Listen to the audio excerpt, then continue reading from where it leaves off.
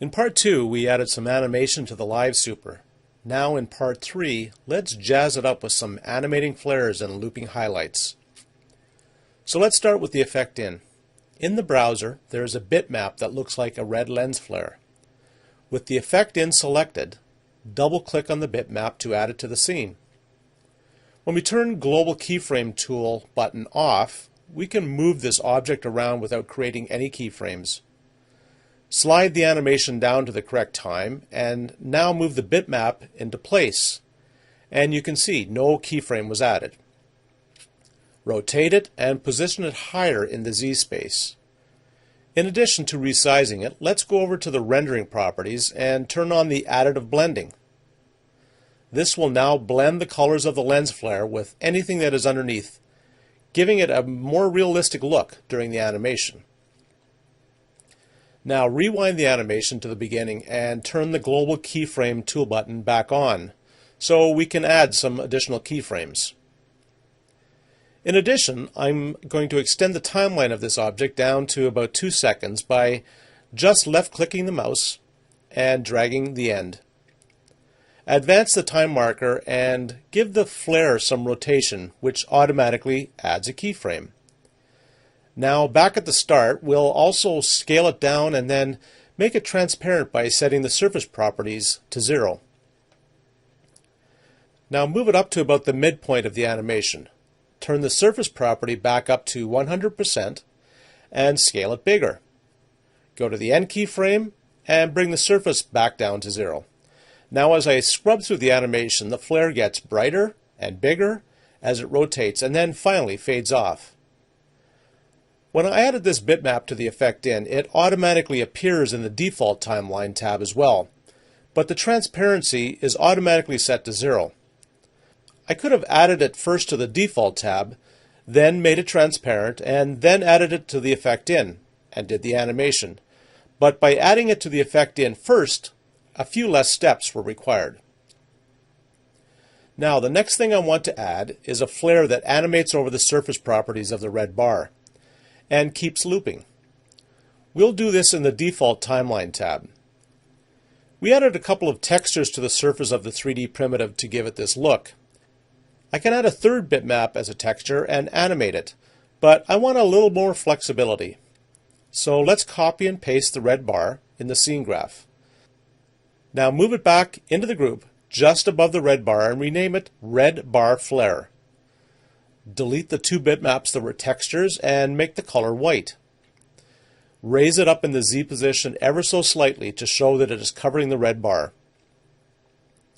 Okay, now let's find an orange flare and drop it onto the surface of the new 3D bar.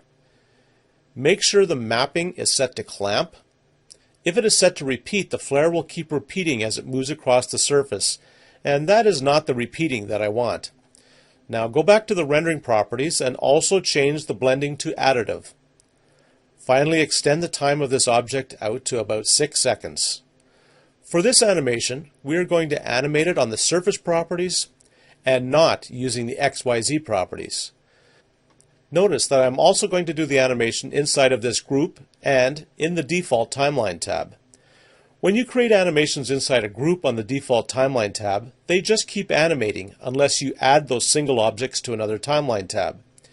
The key is to add the animations into the group and then add the group to a timeline tab and create the animation on the group. At the beginning of the animation, let's move the flare off to the left. Now move up to about the 4-second mark and move the flare to the right, which automatically creates a keyframe.